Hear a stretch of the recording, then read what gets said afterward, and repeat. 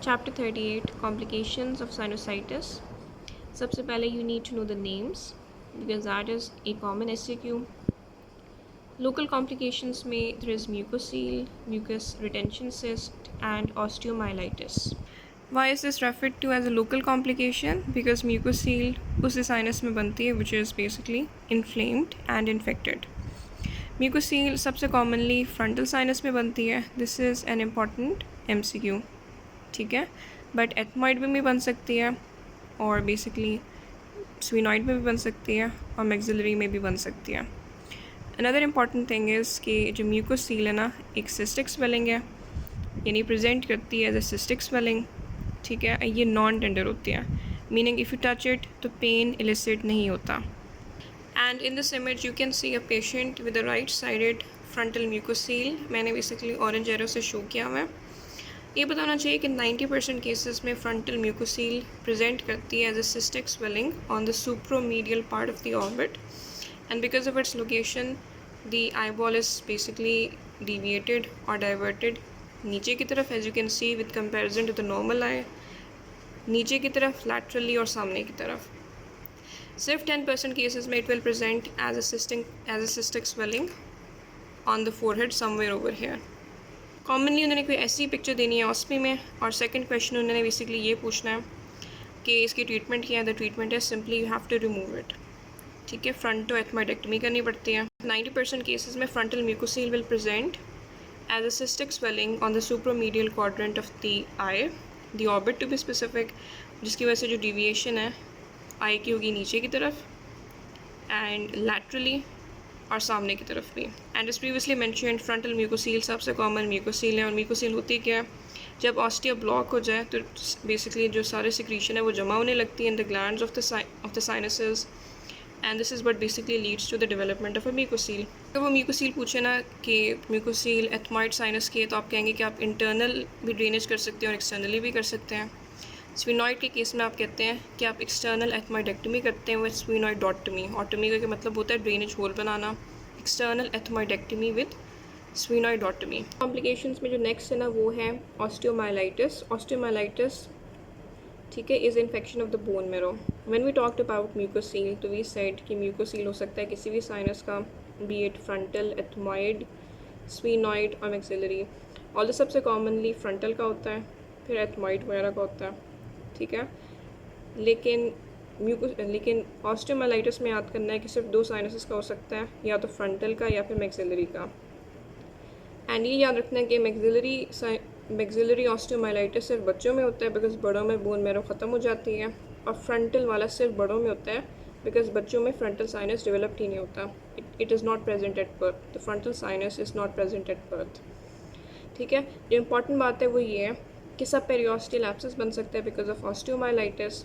अगर ये सब पेरियोस्टल एब्सेस एक्सटर्नली बने तो वो प्रेजेंट करता है as a soft and doughy cystic swelling on the forehead secondary to frontal sinusitis. इसको हम कहते हैं पॉट्स पफी ट्यूमर. उसकी बेसिकली ऐसी इमेज है. ऑस्पी में ये इमेज बहुत इंपॉर्टेंट है. Soft doughy swelling on the forehead secondary to frontal osteomyelitis. ठीक है, ये MCQ में भी आया हुआ है, so this is important. We have orbital complication starting with preseptal inflammatory oedema of the lid. Preseptum कौन सा है, जो पार्ट है ना ऑर्बिट का in front of the orbital septum, and the orbital septum is basically what connects the eyelet to the bone.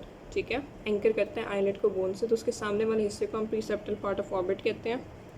जो first complication है वो सबसे बेनाइन है, प्रीसेप्टल इन्फ्लेमेटरी एडिमा. उसके बाद we have subperiosteal abscess. उसके बाद we have orbital cellulitis, then we have orbital abscess, and then we have superior orbital fissure syndrome and orbital apex syndrome. हमें orbital cellulitis की पता होनी चाहिए. अगर सब पेरियोस्टल एब्सेस बन गया ना, सब पेरियोस्टल एब्सेस क्या होता है, बेसिकली पस जमा हुई हुई होती है बोन और पेरियोस्टियम के बीच में. अगर ये पस निकल जाए और ऑर्बिट के अंदर आ जाए तो ऑर्बिटल सेलुलाइटिस हो जाता है.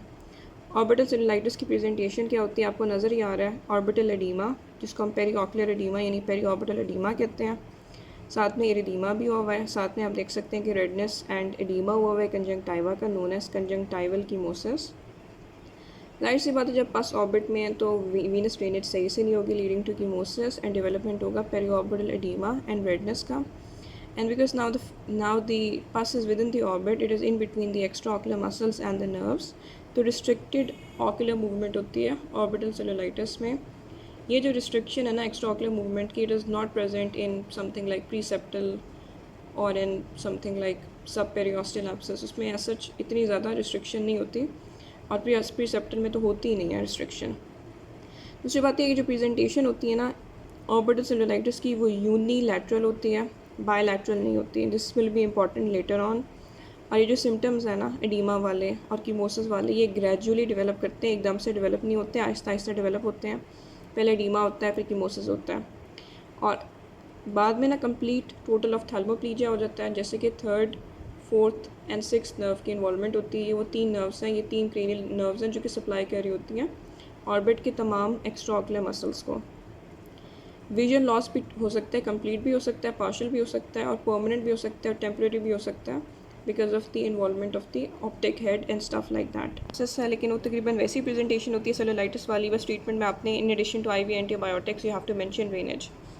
अच्छा, एक और कॉम्प्लिकेशन है बेसिकली साइनोसाइटिस की, cavernous sinus thrombosis, which is even more dangerous compare to orbital cellulitis. इसके फीचर्स थोड़े सिमिलर हैं, इसलिए डिफ्रेंशिएट करना इंपॉर्टेंट है. ठीक है, ऑर्बिटल सेलुलाइटिस भी लीड कर सकता है टू कवर्नस साइनस थ्रोम्बोसिस. ठीक है, and orbital cellulitis although it's a bad thing, it's not as bad as cavernous sinus thrombosis. Cavernous sinus thrombosis में जो फीचर्स हैं वो अब्रप्टली आते हैं, एकदम से आते हैं. उसमें भी बुखार होता है लेकिन वो ज़्यादा हाई फीवर वाला होता है कम्पेयर टू ऑर्बिटल सेलुलाइटिस, एकदम से होता है और साथ में राइगस एंड चिल्स के साथ एसोसिएटेड होता है. वही फाइंडिंग्स होती हैं lid oedema, lid erythema, restricted extraocular movements. लेकिन ऑर्बिटल सेलुलाइटिस में वो एकदम आहिस्ता आहिस्ता से डेवलप हुई थी सिक्वेंशली, एडीमा फिर कीमोसिस और एक आई की इन्वॉल्वमेंट थी. जबकि कवर्नस साइनस में दोनों की होती है. समटाइम्स ऐसा होता है कि इनिशियली एक आँख की होती है लेकिन कुछ घंटों बाद दूसरे की हो जाती है बिकॉज जो दोनों कवर्नस साइनसेस हैं ना वो कनेक्टेड होते हैं वाया इंटर कवर्नस कनेक्शंस. तो ये डिफरेंस बहुत इंपॉर्टेंट है, यूनी और बायलैटरल वाला. ऑर्बिटल में भी और कवर्नस दोनों में third, fourth and six nerve की इन्वॉल्वमेंट है. लेकिन ऑर्बिटल में हम कहते हैं कॉन्करेंट है, एक साथ इन्वॉल्वमेंट है. जबकि कवर्नस साइनस थ्रोम्बोसिस में एक कैरेक्टरिस्टिक तरह की सिक्वेंशियल इन्वॉल्वमेंट होती है. सबसे पहले सिक्स्थ नर्व की इन्वॉल्वमेंट होती है एब्ड्यूसेंट, ये आपने याद रखना है, ये एक इंपॉर्टेंट MCQ है. फिर थर्ड एंड फोर्थ की होती है. ठीक है, कॉम्प्लिकेशन में एक दो बातें बस रह गई थी जो कि भूलने वाली हैं. वो ये पूछते हैं कि most common sort of sinusitis कौन सा है which leads to orbital complication. The answer is ethmoid sinus, because ethmoid sinus और ऑर्बिट के बीच में सिर्फ एक थिन लामिना है बोन का, नोन एज द लामिना पेप्रीसिया, तो इसकी वजह से इन्वॉल्वमेंट हो जाती है. पहला पॉइंट, ऑस्टियाइटिस हो जाता है इस थिन लामिना का और इन्फेक्शन एंटर हो जाता है ऑर्बिट में. Second point, ethmoid sinus and orbit are drained by the same vein, superior and inferior ophthalmic. ये दोनों वेन्स वाल्वलेस हैं. दैट ऑल्सो एक्सप्लेन्स कि एथमॉइड साइनोसाइटिस मोस्ट कॉमनली क्यों लीड करता है टू ऑर्बिटल कॉम्प्लिकेशंस. जो लास्ट ऑर्बिटल कॉम्प्लिकेशंस हैं वो हैं superior orbital fissure syndrome and orbital apex. Superior orbital fissure syndrome में प्रोग्रेसिव इन्वॉल्वमेंट होती है sixth, third and fourth nerve की और साथ में इन्वॉल्वमेंट होती है ऑफ्थैल्मिक डिवीजन ऑफ फिफ्थ नर्व की भी. इसी तरह एक और सिंड्रोम है ऑर्बिटल एपेक्स सिंड्रोम में, उसमें वही इन्वॉल्वमेंट है जो कि सुपीरियर ऑर्बिटल फिशर में होती है. लेकिन additionally the optic nerve is also involved and so is the maxillary division of the fifth nerve. वाले कॉन्सेप्ट को क्लियर करने के लिए ये इमेज शो कर रही हूँ. जो इलॉन्गेटेड सा उन्होंने अपर्चर बनाया हुआ है ना, ये बेसिकली सुपीरियर ऑर्बिटल फिशर है जो कि ऑर्बिट के पीछे होता है. बहुत सारी नर्व्स एंटर करती हैं ऑर्बिट में via this, and this is a structure, this is an aperture located at the orbital apex जिससे ऑप्टिक नर्व की एंट्री होती है. तो इस तरह आपको याद रखना चाहिए कि जब इस सुपीरियर ऑर्बिटल फिशर की इन्वॉल्वमेंट होगी because of something like orbital complication, तो प्रोग्रेसिव इन्वॉल्वमेंट होगी. और अगर साथ ऑर्बिटल एपेक्स की भी इन्वॉल्वमेंट है leading to orbital apex syndrome, तो ये भी इन्वॉल्व होंगे और साथ में ऑप्टिक नर्व के इन्वॉल्वमेंट के भी फीचर्स आएंगे और maxillary division of fifth nerve के इन्वॉल्वमेंट के भी फीचर्स आएंगे.